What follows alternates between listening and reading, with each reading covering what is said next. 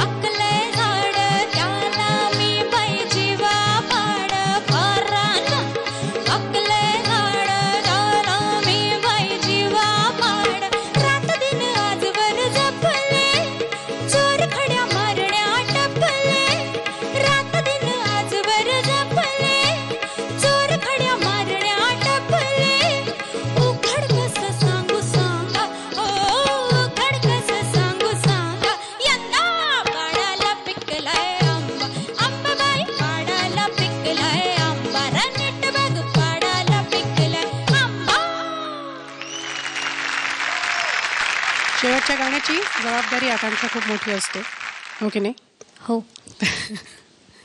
तर भीती वाटली होती की नाही, सांगता आपल्याला करायची आहे आणि कसं? नाही, उलट एपिसोडचा शेवट माझ्यामुळे होता, त्याच्यामुळे फुल फोर्स मध्ये मी प्रयत्न केला आणि एन्जॉय केला स्वतःला. मग आपण विचारूया आकांक्षा, एखाद्या दिवसाच्या एपिसोडचा शेवट एक्झॅक्टली कसा व्हायला पाहिजे, असा व्हायला पाहिजे अशी तू गायलीस.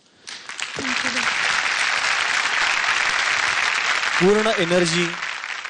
आणि तू आत्ता खरं सांगू, तू आत्ता स्पर्धा, परीक्षक या पलीकडे जाऊन ऑडियन्ससाठी गायलीस ना, म्हणून गाणं जास्त छान झालं. बारीक बारीक त्याच्यातल्या जागा अजून चांगल्या आल्या असत्या, पण ओव्हरऑल गाणं मला खूप आवडलं. हे गाणं ज्या वेळेला आम्ही ऐकलं त्यावेळेला मला वाटतं मी तुझ्याच वयाची होते. आणि त्यावेळेला ते आमच्या कॉलेजच्या गॅदरिंग्समध्ये इकडे तिकडे खूप गायलं जायचं. गाण्याचं स्पिरिट तू त्या गाण्याचं चांगलं पकडलेलं आहेस. त्यातला एक जोश, त्याच्यामधला खट्याळपणा, हे सगळं तुझ्याकडे होतं.